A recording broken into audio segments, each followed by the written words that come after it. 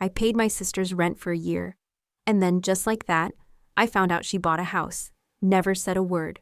I was on my way to pick up groceries when I saw it. At first, I almost didn't stop. It was the kind of thing you catch out of the corner of your eye. A big red "sold" sign posted in front of a cozy little house on a quiet, tree-lined street. But something made me look twice. The car in the driveway, Megan's car. I slowed down, blinking hard. That dent on the side, same one from when she hit that parking pole last year. No mistake. That was her car. But why here? My first thought, maybe she was visiting someone, or house-sitting. That made more sense than the idea of her owning the place. She could barely pay rent. At least that's what she told me. That's why I'd been covering her every month, working overtime, skipping small luxuries, just to help her stay afloat. I pulled over, heart starting to pound. And then I saw her. Megan stepped out of the front door, laughing, keys dangling from her hand. Real keys. She wasn't visiting, she lived here.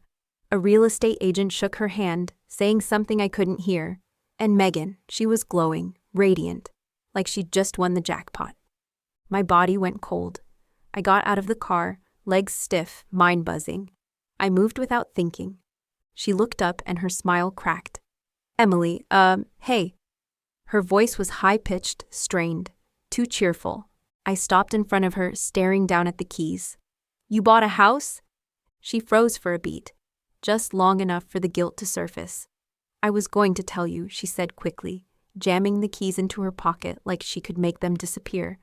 Things just moved really fast. The words echoed through my skull, moved fast. I had been drowning in bills, barely scraping by, cutting back, pushing myself, because I believed she was too. And all the while, she was saving for this. My voice came out sharper than I meant. "You told me you had no money." She gave a small, awkward laugh. "I mean, not for rent, but I was getting my future in order, being smart."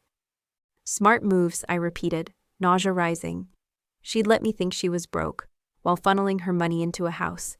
I'd worked overtime, skipped vacations, settled for less, stayed in a cramped apartment with secondhand everything, so she wouldn't lose her place.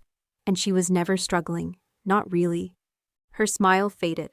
"Look, Em, I get that you're upset, but it's not like you handed me cash. You helped with rent, sure, but I never asked you to." I stared at her. "What?" She shrugged. "Yeah, I told you I was tight, but I didn't ask you to pay. You just did it."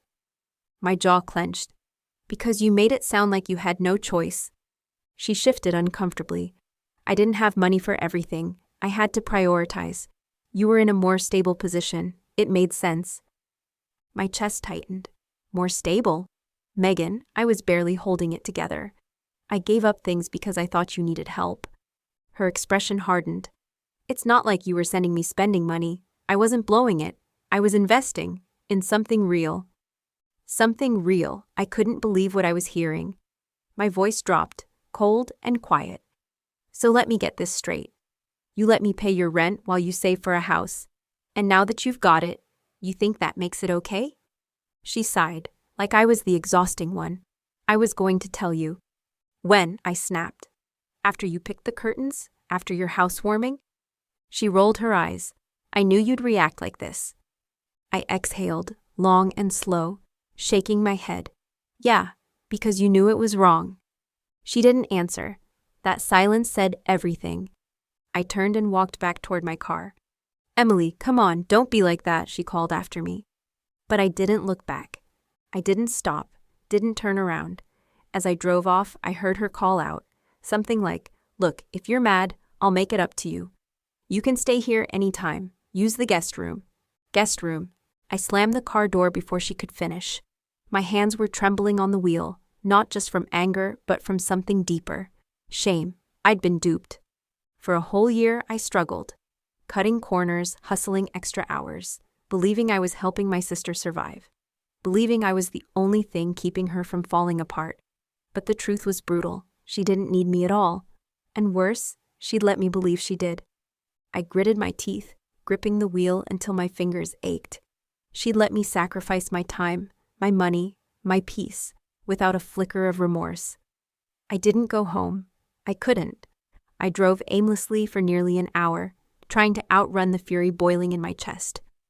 Every time I replayed her voice, that casual shrug, that "you just did it," the fire inside me burned hotter. She made it seem like I was the fool, like I'd imagined it all, but I hadn't. Megan had played me, let me think she was struggling, while she quietly saved up for a house. And the worst part? She didn't feel guilty. She acted like I should be grateful she even told me. It wasn't new, it was the same old pattern I'd refused to see. Megan, always getting away with things. Me, always cleaning up the mess. The dependable one. The problem solver. If Megan needed help, I was expected to give it. And if I hesitated, I was being selfish. I heard it in my mother's voice, clear as ever. "Emily, just help your sister. She's younger than you. Don't make a big deal out of it. She looks up to you. You're so lucky to be so independent." I had heard it so often, I stopped questioning it. It became law. I held everything together while Megan got to break things. She made mistakes. She got forgiven. I got responsibility. Like the time I saved for months to buy my own bike. I counted those bills every night, dreaming of freedom. Then one day, half the money was gone. I told Mom. She barely blinked. "Megan, did you take your sister's money?" Megan shrugged. I needed it. And that was that. No punishment, no apology. Mom looked at me and said, "Emily, don't make a fuss. It's just money. You can earn it back." And I remember thinking, why does it matter less because it's mine? It kept happening. Megan messed up. I fixed it. She got caught cheating on a test once, begged me to take the retake for her. I said no. She cried. Mom stepped in. "Why can't you just help your sister? You don't want her to fail, do you?" She didn't fail, but she didn't learn a damn thing either. Because every time she faltered, I made sure she never hit the ground. And somehow, I thought it would change when we got older. That she'd grow up, stand on her own, stop leaning on me like I was some bottomless well. I was wrong. Because here I was, a grown woman, barely making ends meet, while my sister bought a house with money she'd been quietly saving behind my back. And she didn't even feel bad. I slammed my foot on the gas, jaw clenched so tight it hurt. Her voice echoed again, light and dismissive. "Yeah, I said I was tight on money, but I didn't tell you to pay. You just did it. Like it was my fault. Like I was the idiot for caring too much. But she let me. She wanted me to. She took and took and took. And as long as I kept giving, she never looked back." The rage rose sharp in my throat. I wanted to scream. Instead, I drove home. Pulled into my spot in the cramped lot of my rundown apartment complex, and just sat there. No music, no movement. Just me and the glow of the dashboard, staring into the dark. I thought about all the times I had told myself Megan would do the right thing, that she'd grow, that this time, finally, things would be different. I had been wrong. Every time. And I refused to be wrong again. I wasn't going to let her do this to me anymore, but I didn't know how to stop it. Because if I cut her off, the whole family would notice, and they wouldn't take my side. They never did. I could already hear Mom's voice, gentle and dismissive. "Megan didn't mean any harm. She was just trying to get ahead. She's your sister, Emily. Family helps each other." But where was my help? Where was my family when I was working double shifts? When I skipped meals to stretch a paycheck thinner than it could go? When I lay awake at night, wondering how I'd keep covering someone else's life while barely holding my own together? They were never there, not for me. And maybe it was time I stopped being there for her. I woke up the next morning with a headache pounding behind my eyes and a knot of dread curling in my stomach. Sleep hadn't helped. If anything, the anger had sharpened. Because after a full night of rerunning every word, every look, I wasn't just furious with Megan anymore. I was furious with myself.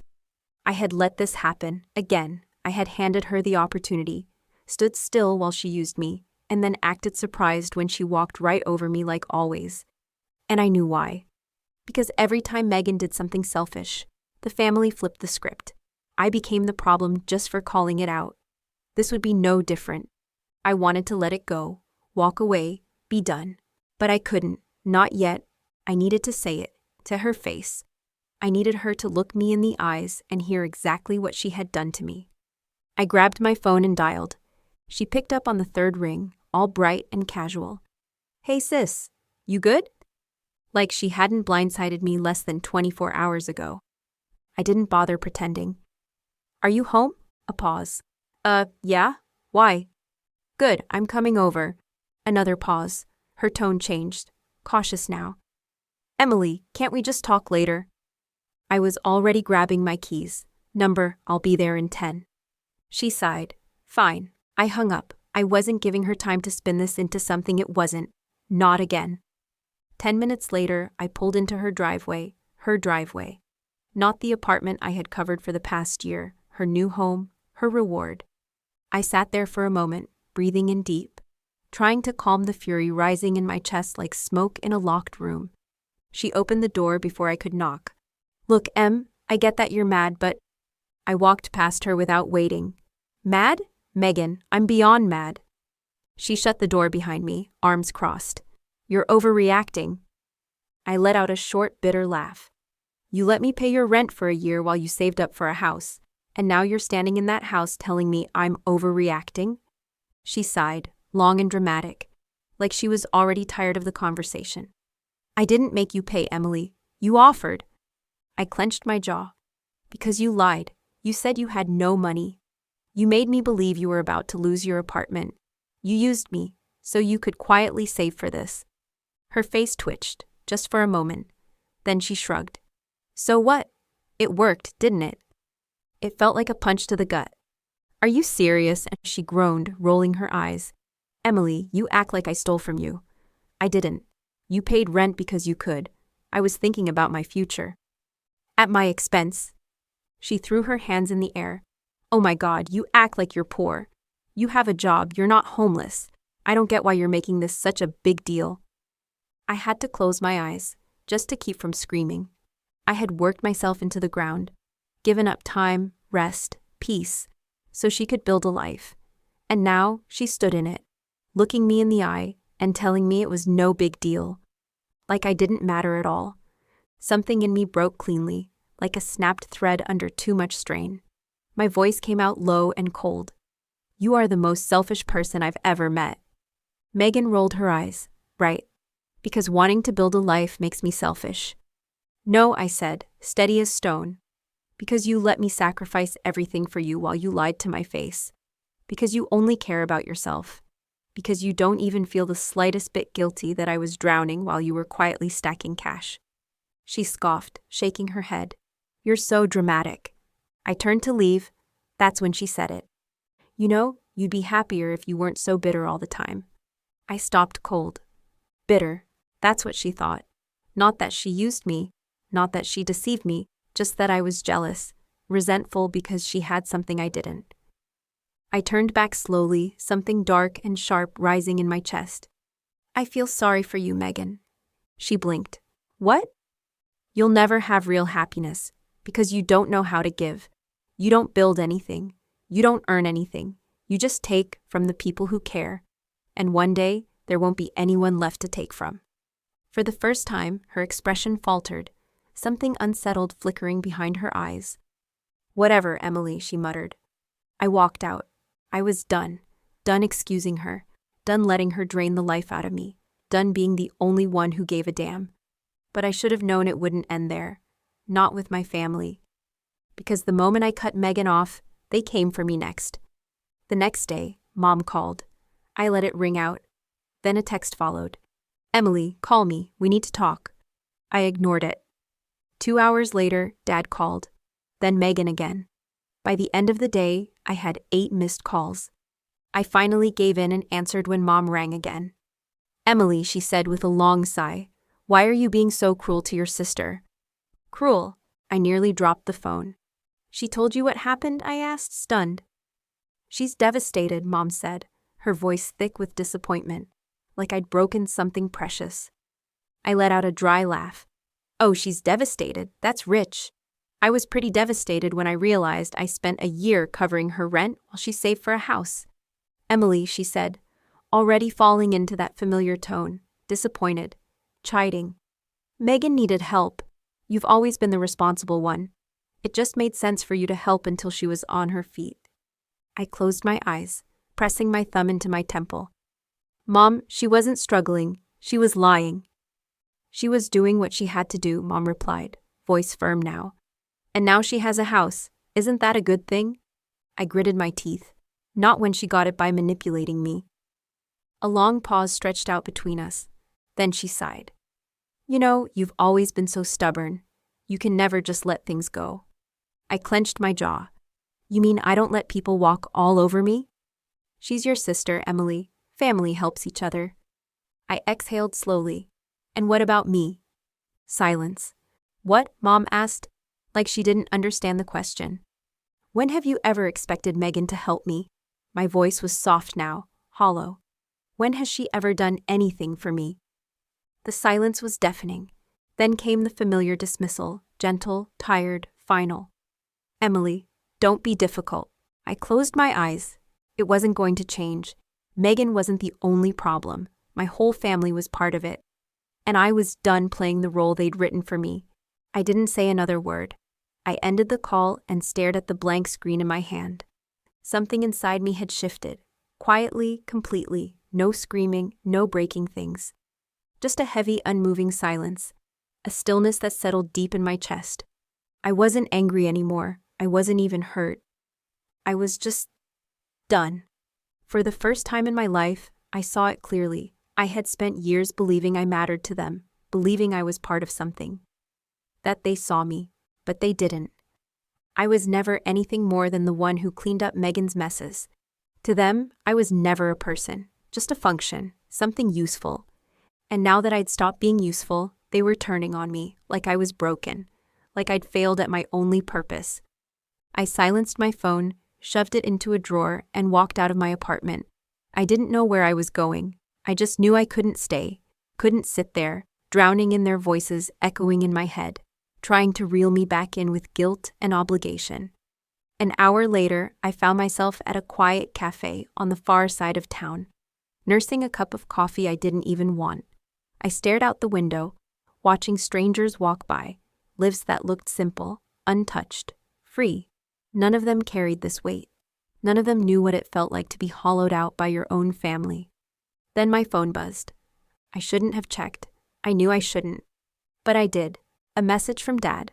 Emily, I really think you need to apologize to your sister. She's upset, and you're being unfair. Unfair, I laughed. Loud and bitter, startling the older woman seated nearby. Unfair. Megan had lied. She used me, bled me dry while playing the victim, and I was the unfair one. I shoved the phone back into my bag, jaw clenched. They weren't going to stop. They wouldn't let me leave the role they'd assigned me, so I'd have to make them. The next morning came with more missed calls, more texts. I ignored every one. Then came the knock. I didn't need to check. I already knew who it was. I opened the door to see Megan standing there, pale and tired, like the guilt had finally stolen her sleep.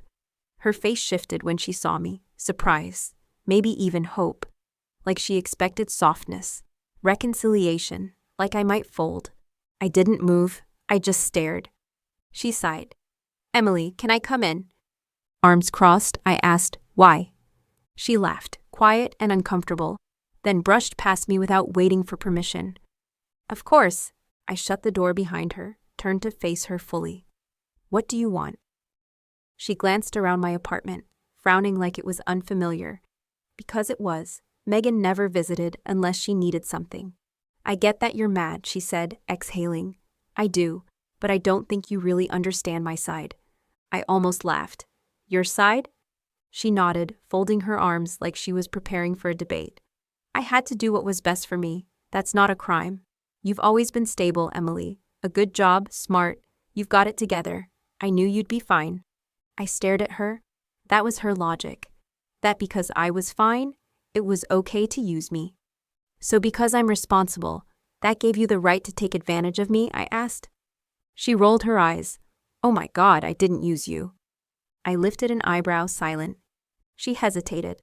Okay, maybe I let you help me, but that's what family does. We help each other. No, Megan. My voice was steady now.